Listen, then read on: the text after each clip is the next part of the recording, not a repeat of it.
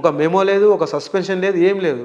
So ఇంత వివక్ష జరిగినప్పుడు నా మీద నాకు మెమోనో చార్జ్ మెమోనో ఒక ఫ్రేమ్ చేయాలి కదా, ఎందుకు చేస్తలేరు? లేదు. ఇప్పుడు నేను ఆబ్సెంట్ అని చెప్పారు, కనీసం ఒక మెమోనో నా చార్జ్ చేయాలి కదా. 21 రోజు ఆబ్సెంట్ అయితే ఏం చేయాలి? మాకు డిజర్షన్ లెటర్ ఇవ్వాలి, డిజర్షన్ మెమో. ఇప్పటిదాకా డిజర్షన్ మెమో ఇవ్వలేరు నాకు.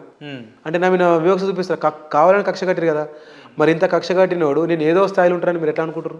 అనుకోరు. అంటే ఆ ప్రభుత్వంలో నాకు న్యాయం జరగదని క్లియర్గా తెలిసిన తర్వాతనే బయటకు వచ్చి ప్రశ్నించే గొంతులతోటి కాబట్టి ప్రజాస్వామ్యబద్ధంగా పోయే ప్రతి ఒక్క వ్యక్తులతో కాబట్టి నా ఉద్యోగం నేను చేసుకుంటూ తెలంగాణ ఉద్యమానికి సంబంధించిన ఉద్యమకారుల విషయం కావచ్చు, అమరవీరుల కుటుంబాలు కావచ్చు, నా వంతుగా కానిస్టేబుల్ కిష్టన్ వాళ్ళ భార్య అంటే నాకు అక్కలేక వాళ్ళతో మాట్లాడడం కావచ్చు, వాళ్ళతోటి వాళ్ళ బాబుతోటి మాట్లాడడం కావచ్చు చేస్తున్నాం. అప్పుడు పోతున్నాం రావడం ఇవన్నీ చేస్తున్నాను అన్నట్టు.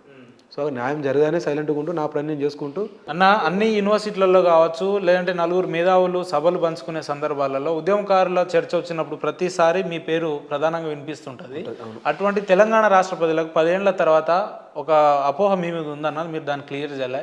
అసలు శ్రీనివాస్ గౌడ్ అనే వ్యక్తి డిపార్ట్మెంట్లో ఉన్నాడా, ఉంటే ఏ స్థాయిలో ఉన్నాడా, సస్పెండ్ అయ్యిందా, లేదంటే వారంతటా వారే తప్పుకున్నారా, అసలు ఏం చేస్తున్నాడు ఇప్పుడు? అందుకే చాలా మంది కూడా ఫోన్ చేసి అడిగారు. దీనికి ప్రశ్నకి ఏంటంటే సోషల్ మీడియా ద్వారా నేను ఏం చేస్తున్నా అంటే ప్రతిసారి నేను ఉన్నా అని చెప్పేసి సోషల్ మీడియాలో నా భావజాలను వ్యక్తపరచడము, నేను పలానా ఉద్యోగం చేస్తున్నా అని చెప్పడము, లేకపోతే పలానా సర్వీస్ ఇస్తున్నా అని చెప్పడము, లేకపోతే నా విలేజ్కి సంబంధించిన భూన్యా శిబిరాలు పెట్టడము, లేకపోతే స్కూల్ బుక్స్ పంచడము, ఇవన్నీ ఎందుకు చేస్తున్నా అంటే నేను ఉద్యోగం చేసుకుంటున్నా అని సోషల్ మీడియా ద్వారా చెప్తున్నా. రకరకాల వేదికల ద్వారా కూడా నేను మాట్లాడుతున్నా. కాకపోతే భయంకరమైన వివక్ష గురవుతుంది.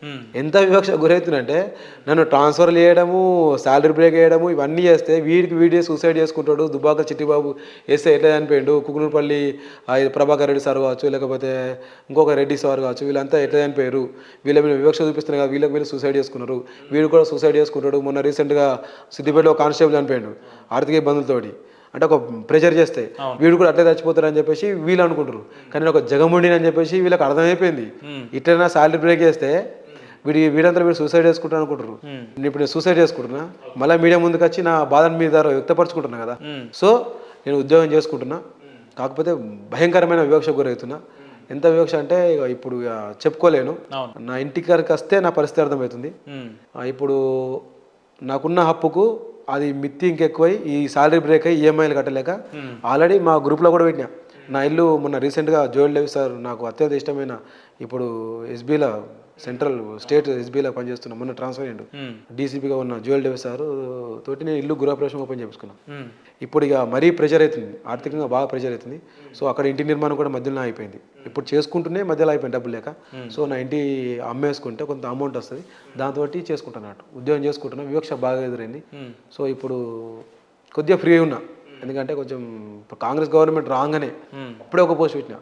అది ఎందుకో తెలియకుండా నాకే కాదు తెలంగాణ ప్రజలందరికీ ఏదో తెలియని స్వేచ్ఛ వచ్చినట్టు, ఏదో ఒక మనకు ఏదో ఫీలింగ్ వచ్చినట్టు, ఒక స్వతంత్రం వచ్చినట్టు అనిపించింది. మీరు ఇన్నేళ్లుగా వివక్షకు గురవడానికి కారణం ఏంది? మీ బహుజన వాదాలా, లేదంటే మీరు అంటే మీ మీద ఒక ప్రభుత్వం ఇంత ఫోకస్ఫుల్గా పనిచేయాల్సిన అవసరం ఏముందని తెలియదన్న నాకు. అది నేను ఎన్నోసార్లు చెప్పినా, అసలు నేను నా తప్పులు నాకు చెప్పండి, నేను నా పద్ధతి మార్చుకుంటా అని చెప్పిన.